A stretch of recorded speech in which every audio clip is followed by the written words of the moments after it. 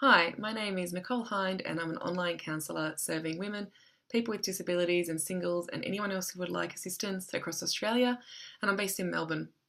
This book is called Doing It, Women Tell the Truth About Great Sex by Karen Pickering, and it can help you not only have better sex but also learn to love and accept yourself in really new and interesting ways.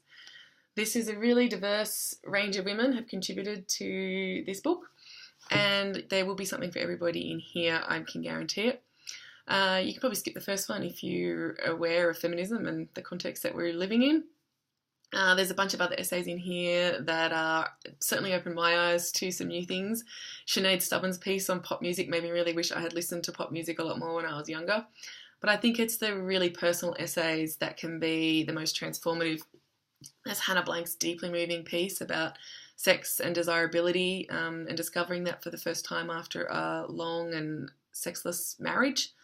There's Fiona Patten's piece about politics and, but also it's not just about politics, it's her personal story of how she arrived where she has, and that's really, really powerful and can be really eye-opening if you're interested in sex work or you are a sex worker.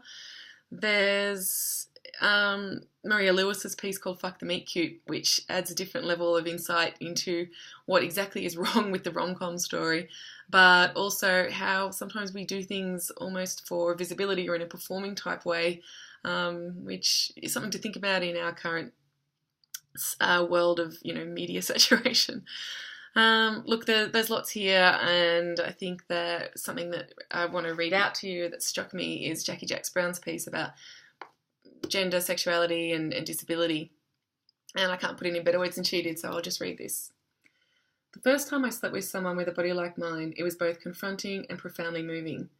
Confronting because I finally saw how my body moved differently during sex, how it reacted to sensation with the whole of itself, how my feelings were entwined with my muscles. Is that what my body looks like in the throes of orgasm? I found myself thinking as I watched her. I tried not to cry. Not because I was ashamed anymore, but because I had never seen it, and because she was so damn beautiful. When you have never seen bodies like yours being sexual, there is power in finally seeing it, and even more power in finding it fucking hot.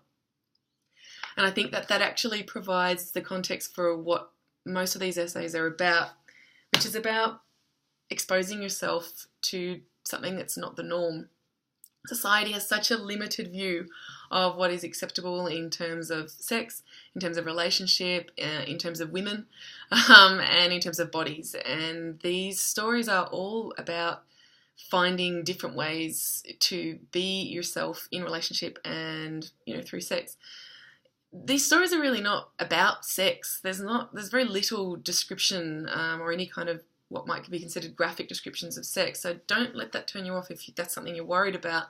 They're really about love, and not love in the princess fairy tale way, about love for yourself and discovering that through sex in some ways, but also through relationship, through reading, through learning, and through exposing yourself to yourself.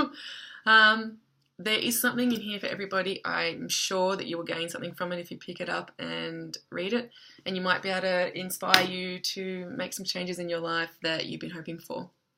If you are struggling with yourself, with self-acceptance, with sex, with love, with anything as a woman, then please do get in touch with me, www.unveiledstories.com.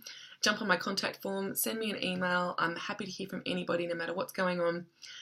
So please do get in touch if you're wanting some help. Till next time. Bye-bye.